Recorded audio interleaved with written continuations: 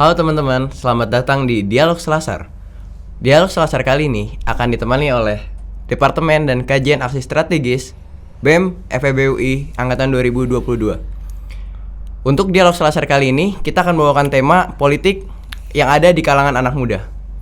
Nah, kali ini kita datang langsung nih ke markasnya Mas Budi selaku pembicara kita. Selamat pagi, Mas. Pagi, bro. Ya meskipun ini ditontonnya bisa pagi, bisa siang, bisa sore, bisa malam ya. Tapi atas nama kesopanan sosial bilang pagi aja.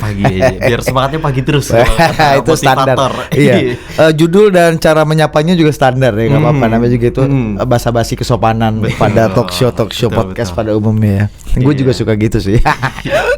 Oke, thank you, Bal. Thank you, Vic, sudah datang di markas Total Politik nih. Oke, senang banget biasanya. Kita yang thank you ini bisa produksi podcast langsung di dapur podcast Total Politik.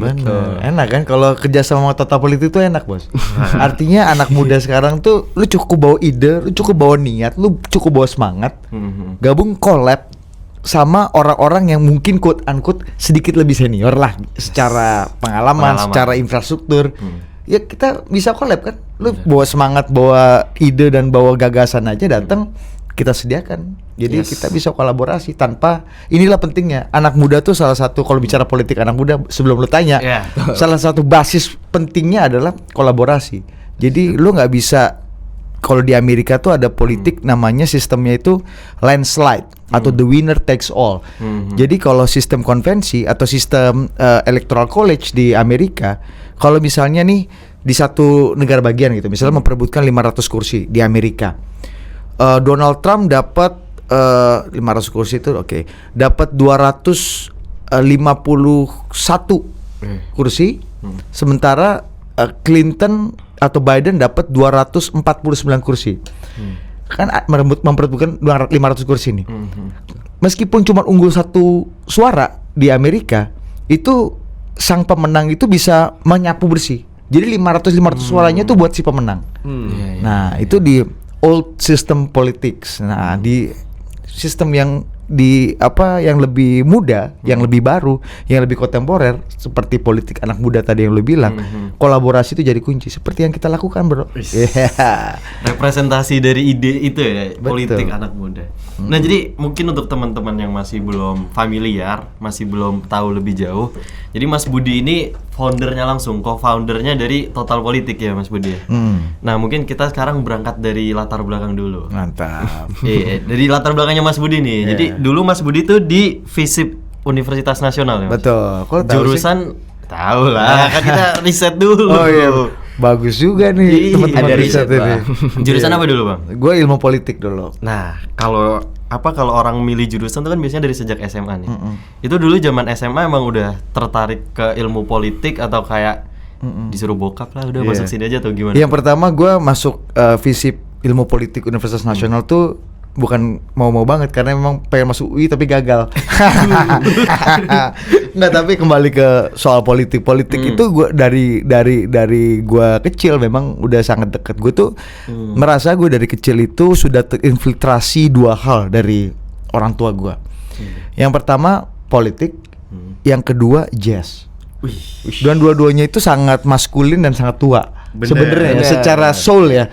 Ya itu yang membentuk gue akhirnya jadi gue tuh dari kecil sebenarnya udah old soul gitu karena dari kecil udah denger. Gitu, iya, gue bangun tidur itu bokap gue pasang musik, dia tuh punya sound system biasa. Bapak lu kan juga seniman, pasti tahu tuh kan di rumah itu kita dipaksa untuk mendengarkan selera dia.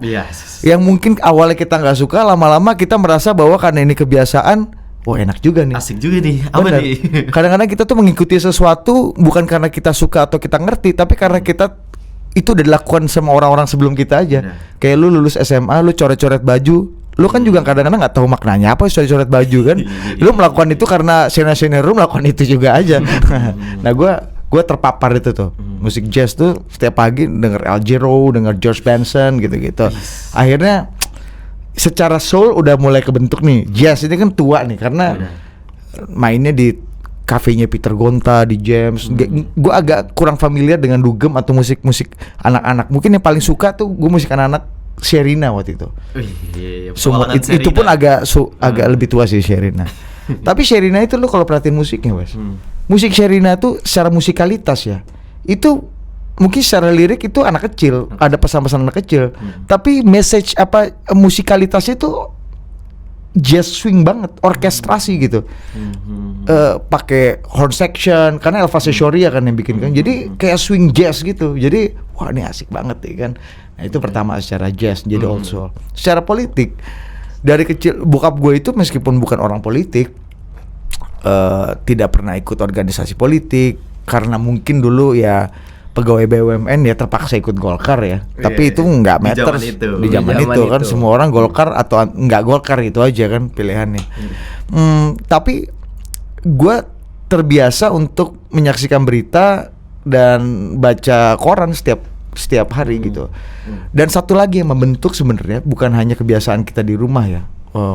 Membaca dan mengasup informasi sehingga kita punya preferensi informasi apa yang kira-kira kita suka. Kedua, pentingnya guru, Bos. Pengajar. Gue ini tertarik dengan politik dan sejarah. Itu karena guru sejarah gue keren banget dulu waktu SMP. Pas SMA. SMA. Oh, SMP ya. SMA. Guru sejarah gue tuh keren banget. Kalau cerita tuh, kamu tahu nggak? Dulu Ken Arok itu, dia itu ganteng, hebat. Dia lihat ada Ken Dedes. Jadi ceritanya storytelling, Bos. Kita dibayangkan, oh gini Ken Arok, Ken Dedes. Gimana dinasti Sailendra membangun Borobudur tuh nggak yang dinasti Sailendra itu membangun Borobudur pada tahun sekian 2 tahun kering sekali kan, Bos. Kayak robot Google. Iya. Kamu bayangin nggak? Semanggi itu jembatannya itu dibuat selama 3 tahun lamanya. Itu dengan konstruksi modern. Kamu tahu, disebut lagi Menara Eiffel dibuat sekian tahun. Nah ini Borobudur, candi dengan tingkat kompleksitas yang tinggi, hanya dibuat setengah dari ya misalnya gitu-gitu. Iya. Wah keren juga storytelling man. Jadi storytelling, cara orang mengajar, cara orang berbagi informasi itu akhirnya bisa membentuk gua. Dan akhirnya karena sejarah itu sangat berkaitan dengan politik ya kekuasaan kerajaan itu kan politik. Perjuangan kemerdekaan itu kan politik. Bagaimana demokrasi parlementer itu politik. Dekret presiden itu politik. Soekarno jatuh digantiin Soeharto, Orde Baru itu politik. Reformasi that's politik. Jadi sejarah yang gue ikuti dan storytelling yang kebetulan dipakai itu cerita politik gitu. Jadi membuat gue tertarik. Nah, jadi hebat nih. Terima kasih Bapak Ibu guruku yang telah membentuk. Jadi ya sejarah. Agak ini pasti diedit ya. Agak enggak, gue jangan pakai kata kasar. Agak inilah. Ya itulah guru-guru yang ngajar gak enak ya, guru fisika, guru matematika, tolong ya. Saya tidak pernah suka matematika dan fisika yang kata Anda mudah dan enak itu karena Anda mengajar tidak enak. Catat ya. Iya. Kalau di ekonomi yang paling susah apa? Yang paling lu nggak suka apa? Dan yang paling suka dan yang paling nggak suka apa? Paling suka itu pengantar manajemen dan bisnis juga. Nah, kenapa tuh? Karena di situ kita berpikir bebas gitu. Kalau misalnya kayak statistika kan kita berpikirnya sistem gitu, sistematis gitu. Ya sama ya. Jadi kita kalau udah mulai hitung-hitungan statistik, itu agak malas tuh ya. Agak malas. Lo apa? Kurang lebih sama. Tapi ada cerita temen gue nih. Gue juga sama. Gue tuh ilmu politik. Tapi pelajaran yang paling gue suka tuh salah satunya. Nah, gue tuh suka juga makroekonomi, ekonomi politik gitu. Gue suka banget tuh bagaimana kebijakan politik itu berdampak pada ekonomi dan bagaimana situasi ekonomi politik, ekonomi global itu berdampak juga pada sustainability politik di dalam negeri gitu. Nanti gue akan cerita nih soal misalnya perang apa macam-macam. Tapi gue tuh paling suka pelajaran tuh perekonomian Indonesia dulu. Sebutnya, lu masuk kelas apa nih pagi? Perek Indo, Bos. Waduh. Perekonomian Indonesia. Iya dong. Iya, singkatannya apa? Masa Perindo. PI ya kan, PI bisa pelajar Indonesia, bisa pejuang Indonesia kan, bisa politik Indonesia, Bisa Plaza Indonesia juga. iya, pelajar Indonesia. Iya, PI ya. Pondok Indah. Karena Perek Indo, wah itu gue paling suka gitu. Paling berkesan juga tuh. Perek Indo memang paling berkesan dan paling kita suka semua. Karena enak banget. Karena di situ Iya belajar sih. ekonomi makro dan gimana misalnya. Nah, salah satu lagi nih peran dosen juga, Bos. Dosen gue itu mengajarkan pelajaran perekonomian Indonesia ini supaya lu nggak pusing editnya ya. Itu dengan cara yang mengasyikkan gitu. Lagi-lagi dia bicara bagaimana mazhab ekonomi itu bisa mendrive kebijakan politik satu pemimpin. Wah, keren banget. Dia cerita, ini satu yang gue inget sekali dari dosen gue perekonomian Indonesia. Dia cerita gini, kamu tahu cerita inflasi pada zaman Bung Karno, inflasi sampai 600%. Pada satu kesempatan ketika hari ulang tahun Bank Indonesia pada tahun 64 atau 65, Bung Karno berpidato di Bank Sentral. Waktu itu gubernur Bank Sentral namanya Yusuf Muda Dalam. Bung Karno bilang gini, Bank Indonesia adalah bank perjuangan. We are a fighting bank for a fighting nation. Caranya kita berjuang cetak uang sebanyak-banyaknya. Wah, itulah kenapa akhirnya uang jadi nggak bernilai. 600%. 600%. Lu bayangin gak? Lu menjelaskan inflasi dengan heroik. Dan kita bisa membayangkan gimana Bung Karno bekerja sama dengan Yusuf Muda Dalam menciptakan karena idiom-idiom politik atau demagogi politik itu misalnya ya. Itu akhirnya bisa membuat perekonomian kita relatif hampir bangkrut lah. Iya. Kalau nggak mau dibilang bangkrut ya kan kita Bung Karno harus orang yang berjasa. Jadi nggak ada yang ekstrim lah, hampir lah paling nggak. Tapi kita nggak seperti Sri Lanka. Gitulah. Ini lagi-lagi. Iya. Ini panjang ya ngelantur kemana-mana. Sorry ya bro. Jadi ini lu pertanyaan lu. Nah ini pelajaran jadi podcaster juga bos. Lu harus siap dengan narasumber liar kayak gini yang nggak sesuai dengan runutan ini lu. Iya. Ya. Oke. Jadi Mampus kan ini lu, bang, susah. anak muda kan identik nih kalau di politik tuh Ini demo mulai gitu. pertanyaan standar lu ini ya, anak muda politik ini ya. Iya, jadi kayak ini kan identik sama demo bang. Lu sendiri pernah ikut demo nggak nih bang? Pernah dong. Pas dulu mahasiswa. Dulu waktu Tapi jadi boleh mahasiswa gitu. Boleh agak pengakuan dosa nggak? Apa itu? Gue ini salah satu, gue ini dulu di UNAS tuh ketua kelompok studi mahasiswa. Kelompok studi mahasiswa itu salah satu tradisinya kalau di UI itu mungkin siapa ya, Bang Indra Piliang atau dulu di UI itu Denny JA tuh UI bukan sih? Atau kalau di UGM itu ada Riza Malaranggang gitu-gitu. Oke. Waktu itu era kelompok studi lagi cara melawan Orde Baru yang lu nggak boleh demo dan lu nggak boleh agak terbuka lantang dalam menyuarakan sesuatu. Ya salah satunya dengan kajian kelompok studi. Nah, gue percaya itu kayaknya jalur yang gue akan pilih deh, karena gue suka banget yang agak berbeda bos. Kenapa? Ketika itu gue masuk tuh 2006 ya, 2005 2006 lupa gue angkatan berapa, saking tuanya ya. Itu waktu itu kan reformasi masih relatif baru ya, dan optimisme, giroh dan antusiasme demonstrasi aksi mahasiswa tuh masih tinggi. Kalau gue bergabung dalam kolam aktivisme dan demonstrasi mahasiswa ini, kayaknya gue akan jadi sama-sama aja sama yang lain gitu. Mungkin di kelompok studi gue bisa agak berbeda. Nah, salah satu ideologi kelompok studi itu ya kita lebih baik tulis paper, bikin propaganda agitasi di media. Waktu itu belum ada medsos. Ya bikin selebaran, ini sesimpel bikin selebaran ini pakai cara-cara revolusioner Tan Malaka gitu, sok-sokan.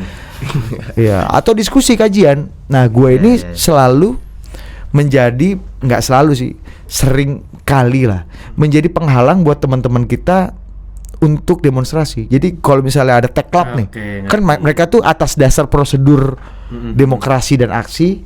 Sebelum kita maju dan turun aksi, kita harus matangkan dulu isunya nih. Betul. Nah disinilah gue akan selalu jadi kerikil dalam sepatu mereka, gitu. Bukan karena gue pinter atau bukan karena gue ngerti juga masalahnya. Gue harus beda aja bos. Gue harus beda aja gitu. Ya ini kan masalah lu pengen dilihat dan dikenal sebagai apa kan. Nah dengan lu harus berbeda, lu artinya lu harus mengisi konten dan substansi lu. Nah disitulah kelompok studi menjadi penting. Tapi apakah gue pernah demo apa enggak? Pernah. Pernah juga demonstrasi. Gue pernah demonstrasi itu dua hal. Yang pertama karena solidaritas.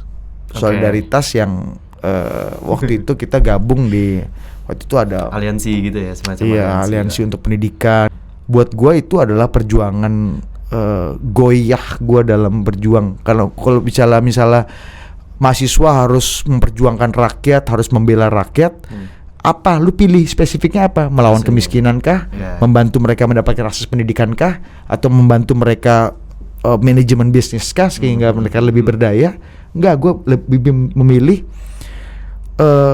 membela orang-orang yang tertindas secara diskriminasi. Iya, iya. Kelompok Ahmadiyah yang berbeda secara gender, LGBTQ gitu misalnya pada zaman dulu yang ya kelompok-kelompok yang mungkin nggak bisa bersuara lantang atau butuh gandengan. Kalau jalan di tengah kuburan tuh lu butuh pegang temen lu lah gitu supaya lu berani jalan. Nah gue waktu itu memilih, dan teman-teman gue untungnya sama nih ya, punya visi yang sama kebanyakan, itu memilih untuk menjadi gandengan tangan mereka.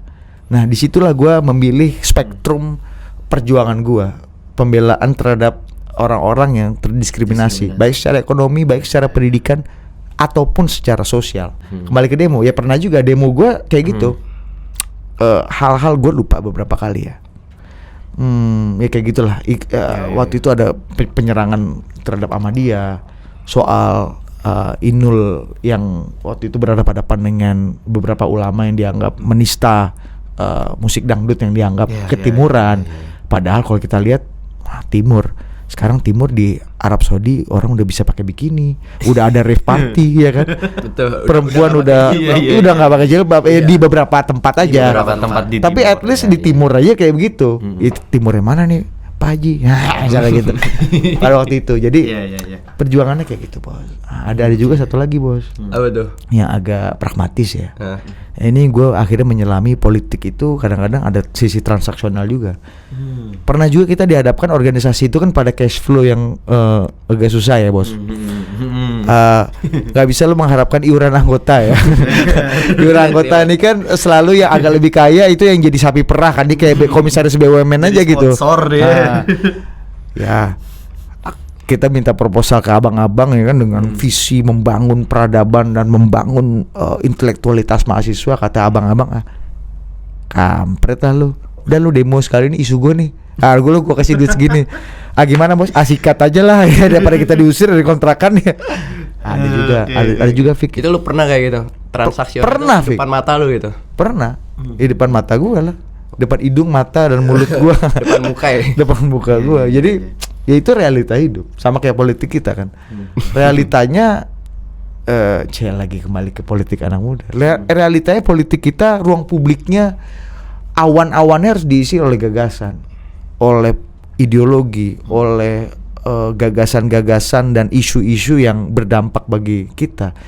Tapi realitanya ya ternyata politik itu banyak juga yang berujung pada transaksional semata, dan itu dan ya marketnya besar sekali politik uang itu. Oke. Jadi tadi nih sebelum ya, maksudnya sebelum lulus kuliah gitu. Kalau pos lulus kuliah kan ngebentuk total politik nih. Itu sebenarnya apa sih Bang motivasinya nih hingga lu tuh ngebentuk total politiknya nih gitu? Ya total politik itu ya pertama Ari Putra dulu yang menginisiasi ya, foundernya kan dia. Kemudian belakangan beberapa waktu kemudian gue sama Ari join dan kita bangun total politik ini sama-sama. Ya kita lagi-lagi ketika kita melihat bahwa politik Indonesia itu ya politik yang transaksi, politik yang sangat lekat dengan personal, politik yang bukan gagasan, politik yang ya sekarang politik kita ya antara Ibu Mega, Pak Surya Paloh, Anies, Ganjar itu aja. Tokoh gitu. Tokoh. Kita nggak tahu nih isu mereka soal pajak gimana, isu mereka soal subsidi BBM gimana, isu mereka soal privatisasi BUMN dan penyertaan modal negara bagi BUMN yang sakit bertahun-tahun itu gimana. Nggak ada bos. Person aja. Akhirnya semua orang berlomba untuk menonjolkan personalitinya. Nah, total politik hadir untuk, kita nggak mau bilang melawan itu, paling tidak membawa isu-isu personal atau person-person yang selama ini menjual persona, kita bongkar kepalanya dan keluarkan isi kepalanya. Gitu. Ya. Makanya total politik kalau lu lihat, kita tuh jarang bermain di, lu lihat konten-konten kita ya. Konten-konten kita tuh selalu agak durasinya agak panjang karena butuh waktu dan butuh durasi untuk menggali kedalaman. Gini bro, nih dalam politik Indonesia nih era-era nih gua kasih sedikit ini ya gambaran. Dulu waktu zaman Pak SBY kita masuk ada di era sinetron. Oke. Makanya politisi yang kita hasilkan tuh ya selayaknya sinetron. Pak SBY kan ganteng, rambut rapi ya kan? Iya, berwibawa, ngomong teratur. Kami prihatin atas apa yang terjadi pada masyarakat yang terdiskriminasi. Prihatin adalah satu-satunya cara yang bisa saya ungkapkan untuk membela orang-orang yang terdiskriminasi. Yang lain tidak, prihatin saja. Gitu. Tapi keren. Di forum-forum internasional gagah ya kan. Wah gitu. Era sinetron, kita butuh sosok seperti sinetron. Era berikutnya bro, itu masuk ke era reality show. Orang tuh makanya termehek-mehek, bercanda sih. gitu. Iya, reality show tuh sehari-hari bro. Sesuatu yang spontan, tidak scripted, dan kita banget sehari-hari. Lu masih ingat kan reality show banyak banget waktu itu tuh. Apa ya film reality show yang kayak Katakan Putus, Katakan Cinta. H2C, Uang Kaget, Bedah Rumah, gitu-gitulah. Itu era itu. Era yang spontan, era yang masyarakat banget, bukan era yang ada di awang-awang dan seperti fairy tale atau dongeng. Lahirlah pemimpin seperti Jokowi. Yang makanya tagline-nya kan Jokowi adalah kita. Benar. Ya Jokowi ngeliat kita. Sederhana, rakyat biasa, bukan dari oligarki lama, bukan anak belakang anak siapa-siapa, bukan anaknya Alzastro gitu kan, misalnya kan. Ya, tapi bisa jadi somebody gitu. Nah, era itu sebenarnya dimulai bukan dari Jokowi, kalau menurut gua di level politik nasional. Dari siapa tuh Bang? Dahlan Iskan. Wah. Lu masih ingat Dahlan Iskan waktu jadi Menteri BUMN? Benar. Gila bos, waktu itu nih pada waktu itu ya. Sekarang semua menteri kalau rapat, kalau gua kan wartawan istana, semua menteri mungkin 80% pakai sneakers datang. Wow. Dulu itu bos, Dahlan Iskan sendiri bos pakai, masih ingat nggak? Sneakersnya D apa gitu kan? Lu nanti buka-buka lagi deh. Ini keren juga untuk marketing politik ya. Dahlan Iskan tuh datang, yang lain pakai jas, pakai batik, pakai safari. Dahlan Iskan pakai baju linting putih bos, pakai sepatu Keds, sneakers datang rapat kabinet. Wah, orang bicarain, cuek. Macet di gerbang tol, dia bisa turun, terus dia buka tuh pintu tolnya, orang lewat. Hal-hal kayak gitu. Tapi Dahlan kurang beruntung secara politik ya, karena ada di partai yang salah.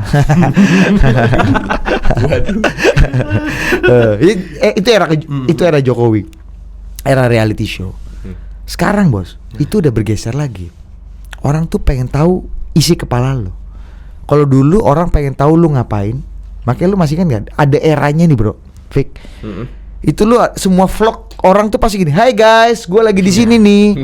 Ini lagi di sini nih, live report aja. Lu lagi di mana dan lu lagi apa, lu lagi sama siapa. Ada eranya tuh. Tapi sekarang lu kebayang gak bos? 10-15 tahun lalu ada acara podcast, ngobrol berdua, nggak pakai gimmick, nggak pakai ada orang nyanyi, nggak ada pernak-pernik lempar-lempar apa namanya itu styrofoam. Orang 1 jam sampai 1,5 jam ngobrol berdua, yang nonton jutaan bos. Deddy Corbuzier, Gita Wirjawan, you name it lah, podcaster besar. Berdua aja, nggak pakai gimmick apa kan, setnya biasa, nggak ada gimana. Tapi orang mau denger, yang view jutaan. Artinya apa bro? Sekarang mulai orang masuk ke era podcast. Orang pengen denger storytelling. Orang pengen denger cara bercerita seperti guru sejarah gue dan guru mata kuliah perekonomian Indonesia gue, yang membuat gue akhirnya suka ekonomi dan suka sejarah. Sekarang eranya begitu. Siapa kalau kita lihat di politik kita, masuk 5 besar gitu ya, lu bisa identifikasi aja siapa yang lebih mungkin suka narasi. Tapi kalau kita lihat misalnya nih, let's say ini langsung masuk ke politik terkini aja ya. Ini nggak apa-apa ya, nggak sesuai sama ini lo ya. Lu bongkar aja tuh orang apa coret-coret. Misalnya bro, lu lihat dari 3 besar tuh, ada Mas Ganjar, ada Mas Anies, gitu ya. Ada Ganjar dan ada Anies.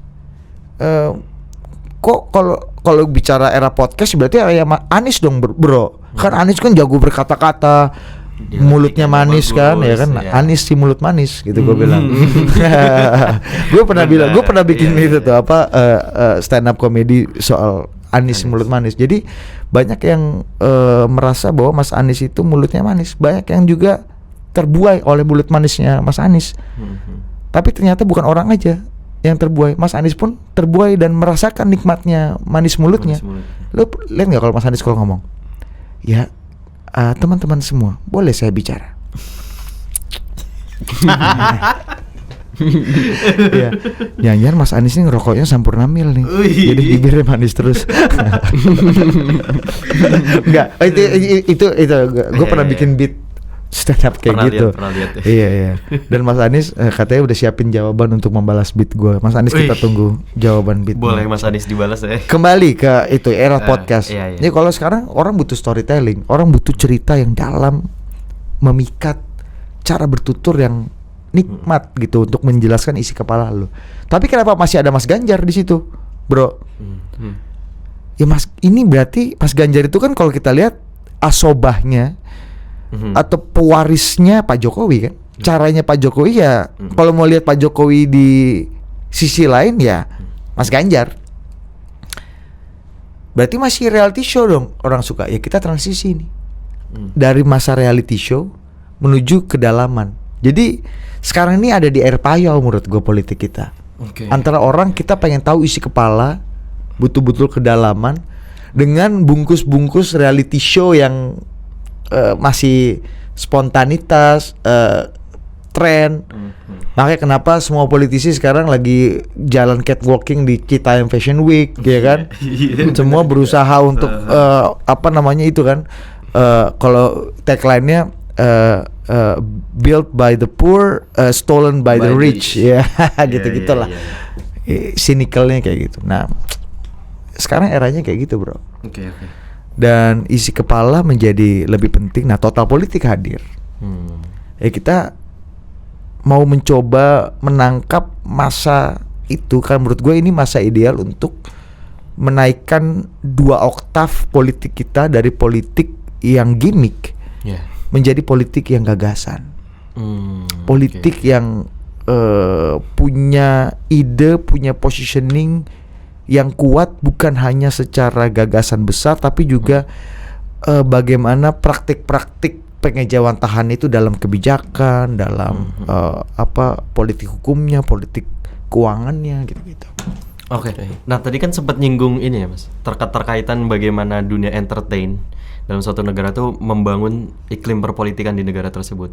Dan besar pengaruhnya tuh di dunia entertain tuh ya nggak lain nggak bukan anak muda. Apalagi sekarang semenjak era disrupsi media sosial, sekarang Instagram, beberapa tahun ke depan tiba-tiba udah TikTok, dance segala macam ya kan. Dan bentuk-bentuk entertainnya tuh perubahannya akan sangat cepat gitu. Dan gimana sih, tadi mungkin sudah sempat disinggung ya, gimana perdebatannya kepolitikan di Indonesia tuh bakal terbentuk dari dunia entertain. Nah, pertanyaannya tuh kalau dari anak mudanya sendiri yang sangat mempengaruhi bagaimana tren dan keberlanjutan entertain itu bisa berperan sejauh apa dalam memberikan dampak di perpolitikan Indonesia itu? Ya, anak muda justru malah menurut gua sekarang gini, kadang-kadang gini, bro. Kita berusaha dekat dengan anak muda, kan gini, politik kita sekarang di elit yang akan bertarung, yang akan maju di pemilu kemarin aja, kalau nggak salah datanya ya, correct me if I'm wrong, itu hanya 16% gitu ya anggota DPR atau anggota legislatif terpilih itu yang usianya di bawah 41 tahun. Sementara pemilih kita 54 tahun 2019 itu 45%. Mungkin tahun ke depan akan lebih dari 50%, 60% gitu. Itu Gen Z milenial. Itu artinya pemilih muda. Artinya anak muda tuh nggak milih anak muda juga, bos. Anak muda tuh belum tentu milih anak muda. Artinya ada problem nih di level anak mudanya. Nah, akhirnya orang tua kan yang merasa bahwa gue harus masuk nih ke mediumnya anak muda supaya gue bisa mengcapture suara mereka. Nah, ini ada banyak juga kesalahan dari orang-orang yang udah generasi old ini mau mengaktifasi atau memikat anak-anak muda itu dengan cara-cara yang sosok anak muda gitu. Nah itu yang kita alami buat orang-orang politik yang agak senior gitu ya, yang mencoba untuk pakai medium anak muda untuk merebut hati anak muda. Okay. So asik ngapain sih bikin TikTok, ngapain sih kayak gitu-gitu. Biasa aja gitu. Itu yang menurut gua karena ya itu yang menurut gua apa ya, mencoba untuk di reach out sama mereka, cuma belum tentu berhasil gitu. Ya mediumnya dipakai. Jadi maksud gue ya pakai aja mediumnya untuk tetap menunjukkan siapa lu gitu. Nggak usah terlalu banyak gimmick gitu.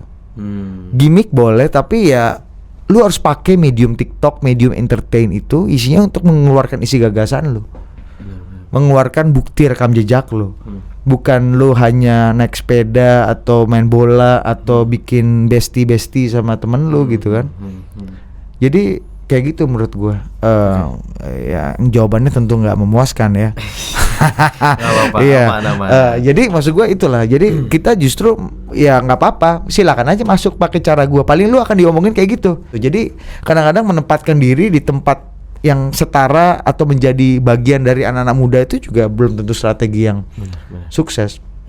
Bernie Sanders nih. Bernie Sanders gua lupa umurnya berapa ya. Lu coba riset Bernie Sanders umurnya berapa ya. Bernie Sanders itu salah satu politisi tua di Amerika. Tapi pendukungnya itu mayoritas anak muda. Bernie Sanders nggak berusaha main TikTok, nggak berusaha ikut gini-gini joget-joget ya, atau bikin apapun, nggak bestie. Tapi pendukungnya luar biasa anak muda. Berapa umurnya, bro? 80 tahun Bernie Sanders.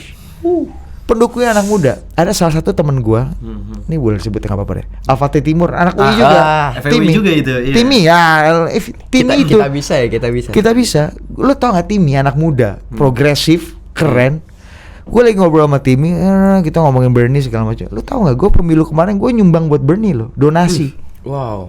Donasi bos. Lu nyumbang buat Pak Jokowi sama Pak Prabowo? Kagak bos, gue gak nyumbang. Artinya ada gagasan. Lu orang yang tua itu ternyata dapat dukungan yang luar biasa dari anak muda. Jadi artinya, dan dia nggak berusaha TikTok, nggak berusaha macam-macam ya, mungkin gagasan-gagasannya yang di share di banyak medium ya, TikTok, di Twitter, di Instagram itu digunakan, tapi dia nggak berusaha untuk jadi bestie gitu, biasa aja. Dan dia populer banget gitu di kalangan anak muda gitu. Makanya, atau Mahathir Mohamad. Mahathir Mohamad itu ketika terpilih jadi Perdana Menteri lagi itu 93 tahun bos. 93 tahun, dan campaigner utamanya itu anak muda. Salah satunya Syed Sadiq gitu misalnya. Crazy bos dunia ini bos. Iya, itu berarti terlihat kan pola gimana politikus tua yang berpengalaman tuh mereka nge-create biar anak muda yang yang ngebangun citranya diri mereka itu, si tua itu. Nah, tapi kalau tadi kan berbicaranya tentang orang tuanya itu yang as a player, para senior yang memiliki gaya yang berbeda dengan anak muda, tapi dia jadi salah satu key playernya. Nah, kalau berbicara total politik mungkin salah satunya itu kan bentuk baru bagaimana anak muda bisa bergerak di dunianya masing-masing. Tapi kalau berbicara as a player, dari salah satu orang yang emang bermain di politik, dari jadi orang yang dipilih, jadi orang yang duduk di bangku pemerintahan, itu seberapa besar mereka peluang? Atau mungkin adakah anak muda maksud lu? Anak muda, adakah tren ketertarikan dari anak muda? Soalnya kalau mungkin secara general mikirnya ya elah anak muda paling ujung-ujungnya demo gitu kan. Terus cuma sebagai peramai doang, nggak as a player. Padahal kalau kita lihat data emang udah ada gitu. DPR muda, Putri Komarudin mungkin, atau mungkin ya semacam Valdo Maldini, orang-orang populis yang dari kalangan muda dan masuk ke pemerintahan. Cuman untuk tren kedepannya itu bisa sejauh apa, Mas? Ya mungkin kalau lebih banyak anak-anak muda yang kemudian masuk politik dan mewarnai, ya bagus saja, dan itu akan membuat regenerasi politik di parlemen atau di politik kita, pemerintahan itu jadi lebih cepat gitu ya. Ya bagus aja, tapi sekarang kalau kita lihat mereka masih minoritas pertama secara jumlah. Tadi gue udah bilang 16% cuma anggota legislatif yang di bawah 41 tahun. Jadi Putri Komarudin tuh minoritas banget gitu di DPR bos. Ya muda dan brilian. Ada muda juga yang nggak brilian juga. Ya banyak juga. Ada anak muda terpilih karena anaknya kiai gitu. Ya, artinya dia karena anaknya siapa? Dia karena anaknya siapa? Muda, tapi dia kan anaknya siapa, belum tentu punya kualitas. Nah kayak gitu. Nah apa tadi pertanyaan lu, gue lupa. Sejauh mana gitu tren ke depannya? Sejauh mana tren ke depannya? Nah menurut gue mereka ini adalah messengers atau etalase bagaimana anak muda bisa terlibat dalam dunia politik, dan itu menurut gue belum. Ada dua fenomena misalnya. Kita lihat misalnya kalau partai-partai yang mengklaim atau punya wajah anak muda gitu misalnya, kita lihat apakah dia bermain di isu yang betul-betul membela kepentingan anak muda. Apakah dengan memilih pimpinan partai yang muda, terkenal dan populer, itu memang lebih banyak likeable-nya oleh anak muda, atau justru malah sebaliknya, banyak antipatinya? I don't know gitu. Itu bisa kita lihat dari hasil survei. Isu-isunya dia dukung apa nih? Dia nih di dalam partainya nih misalnya, ini ada betul-betul pemilihan demokratis atau quote unquote gitu misalnya. Ya ini kalau lu oligarki ya gue juga oligarki, tapi bedanya size aja gitu misalnya kan. Sama apa enggak? Itu pertama. Kayak gitu. Jadi itu jadi menurut gue, apakah itu bisa jadi manifestasi dan wajah baik buat menginspirasi anak muda untuk suka dan mau masuk ke politik? I don't know. Tentu juga sih. I don't know. Ini survei indikator politik 2019, 60% anak muda kita itu tidak suka dan agak kurang suka atau kurang tertarik masuk politik. That's fact gitu. Itu dari exit poll. Ya terpaksa aja karena ikut bapaknya, karena itu. Tapi lucunya partisipasinya tinggi. Tahun lalu itu partisipasi politik kita di atas 80%. Tinggi banget, Bos. Tinggi banget. Artinya anak muda masih ada kepedulian ya untuk. Bisa itu satu. Bisa dua, mobilisasi. Wow. Mobilisasi ini itulah jagonya orang tua. Orang tua ini memobilisasi antara kepedulian ya. Tapi juga mobilisasi ini bukan berarti uang ya. Ya uang salah satu hal, tapi hal yang lain adalah dengan TikTok, dengan Twitter, dengan kita setiap hari muncul nih di FYP kita soal bahwa besok ada pemilu. Itu pasti merangsang kita untuk ikut pemilu juga. Wah, anjing, teman gue berangkat TPS nih.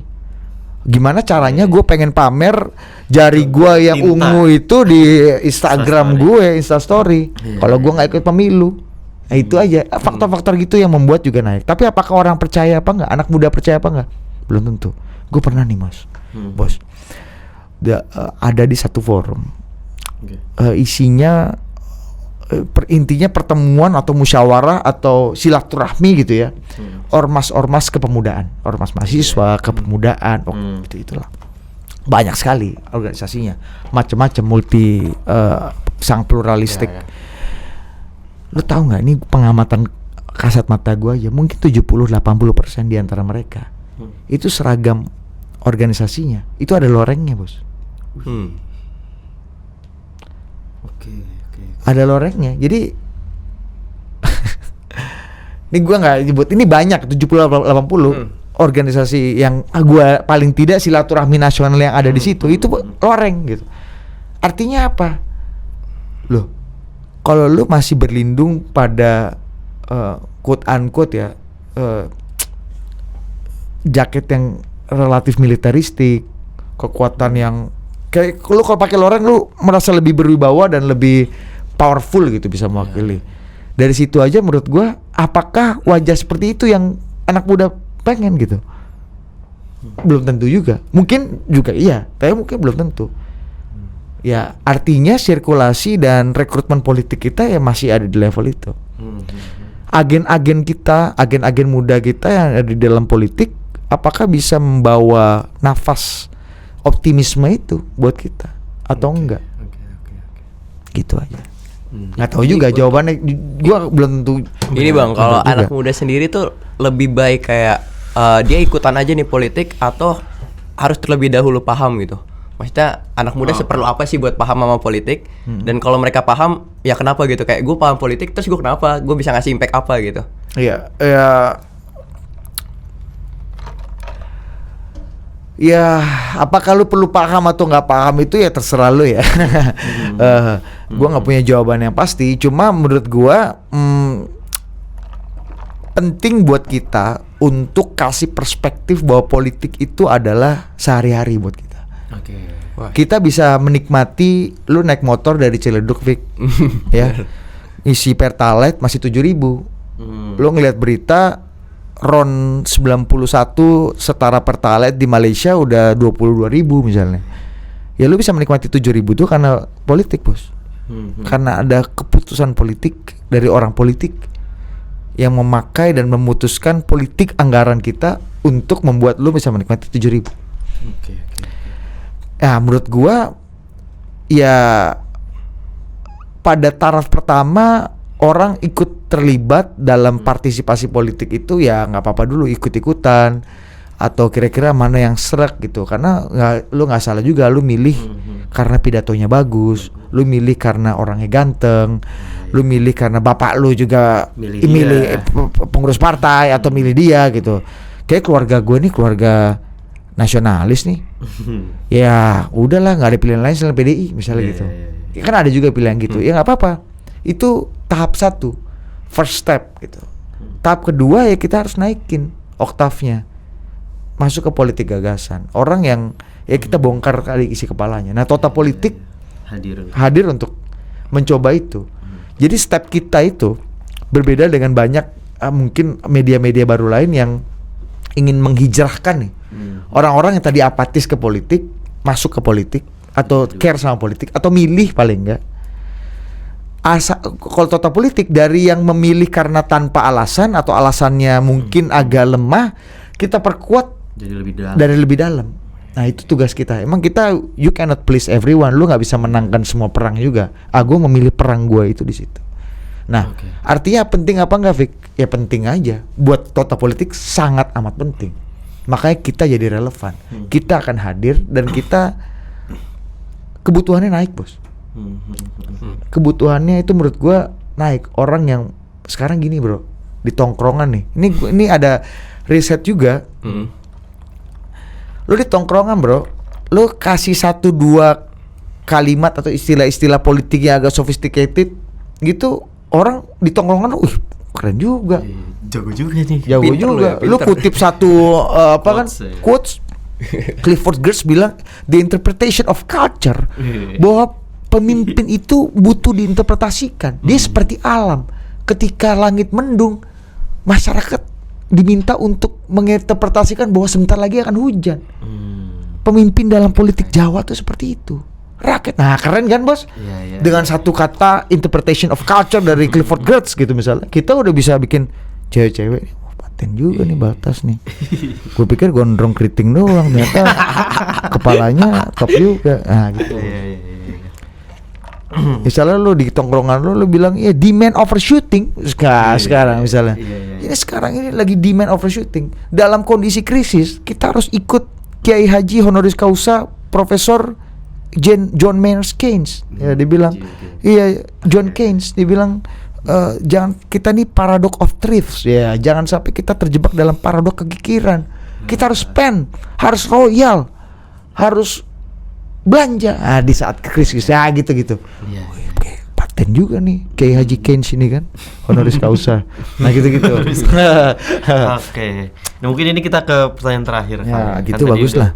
Nah, tapi oke lah ya, kurang lebih menjawab sedikit-sedikit ya. Cukup banyak tadi kita ngebedah soal gimana peran anak muda di Indonesia, gimana pergeseran dunia perpolitikan sekarang dipengaruhi dan entertainnya. Nah, kedepannya nih atau mungkin dari sekian besarnya media, suara, jumlah dan medan yang dimiliki dan dikuasai oleh anak muda, kedepannya tuh harapan Mas Budi mungkin ya, anak muda bisa memaksimalkannya seperti apa? Atau mungkin di samping harapan tuh seharusnya bisa dipergunakan untuk kebaikan bangsa tuh seperti apa sih? Menurut gua yang dipunya itu. Teknologi, digitalisasi, transformasi itu akan mempercepat orang jadi lebih tahu, mempercepat orang akan jadi lebih paham, mempercepat orang akan lebih matang pada usianya gitu ya, pada waktunya. Menurut gua anak muda tuh harus kembali ke kita, bos. Percaya proses. Percaya bahwa lu berorganisasi, lu nyamperin narasumber lu jauh-jauh dari Ciledug ke Wijaya pagi-pagi jam 9. That's proses yang lu harus nikmati. Nggak bisa lu bangun pagi lu buka laptop lu merasa udah memiliki dunia gitu. Anak muda seperti itu yang menurut gua akan memenangi pertarungan ke depan. Karena transformasi tanpa perjalanan yang matang, perjalanan di jalan pedang, itu akan melahirkan orang-orang yang akan lapuk dan akan kalah lebih cepat dibanding orang-orang yang seperti Baltas sama Safik. Menurut gua ya, ini bukannya ngumbang-ngumbang lu, tapi ya nggak banyak anak muda yang seperti ini. Lu minoritas, tapi ke depan lu percaya sama gua, orang-orang dengan perjalanan daya tahan vaksin yang cukup kuat seperti orang-orang teman-teman ini, dengan proses, orang yang percaya step by step, orang yang percaya proses, teknologi akan mempercepat prosesnya, mematangkan lebih cepat, tapi tetap lo harus melewati sebuah proses. Itu yang akan membuat lu menang di pertarungan-pertarungan ke depan. Menurut gua. Dan gue yakin orang-orang, anak-anak muda yang sekarang udah kaya, yang beneran kaya ya, dan inovator segala macam, mereka tuh juga nggak mudah hidupnya. Mereka lahir dari proses, mereka lahir dari percobaan-percobaan yang gagal, mereka lahir dari ketidaknaikan kelas gitu misalnya, mereka lahir dari cemoohan nerd gitu dari orang-orang, lahir dari proses. Kelihatannya instan, kelihatannya nikmat, tapi nanti yang menang adalah orang-orang yang melewati proses dengan etapa yang sama. Lu percaya? Jadi nanti ketika lu semua ada di titik pemenang-pemenang nanti, karena lu udah melewati proses dan lu mau melewati proses yang cukup melelahkan, di situ lo akan jadi inspirasi orang. Oh, nggak bisa ternyata gua harus tetap lewat tangga, lewat lift. Ya kalau emergency aja, kalau dibawa kebakaran, gue baru naik lift. Tapi kalau nggak kebakaran, kayaknya lewat tangga lebih asik. Itu. Mantap. Soalnya ini ya, mie instan aja butuh proses. Nah, itu dia. Mie instan aja butuh proses. Betul, masaknya. Itu kalau lu makan kremes-kremes nggak enak lu. Beda rasanya. Beda rasanya. Bener juga, hebat juga lo Fik kadang-kadang. Nah, mungkin itu tadi statement dari Mas Budi akan menutup podcast kita pada hari ini ya. Thank you banget Mas Budi nih. Thank you bro. Sorry kalau kurang memuaskan, karena memang gue bukan hadir untuk memuaskan kalian ya. Dan nggak semua jawaban, nggak semua pertanyaan juga gue bisa punya jawabannya. Tapi itu at least perspektif gue yang cukup dangkal. Berbagi perspektif aja di sini. Gitu. Sekali lagi thank you Mas Budi udah Thanks, mau luangkan waktunya, bahkan Thank kita you. yang datang ke sini langsung. Keren. Sekali lagi thank you. Ya ini sebenarnya karena gue males ke Depok aja, tapi nggak apa-apa lah. Di sini lebih asik juga kan, nggak kalah asik. Thank you banget bang. Thanks ya bro. Thanks banget. Sampai jumpa. Oke, mungkin itu aja untuk podcast kita kali ini. Sampai berjumpa di dialog Selasar selanjutnya. Thank you.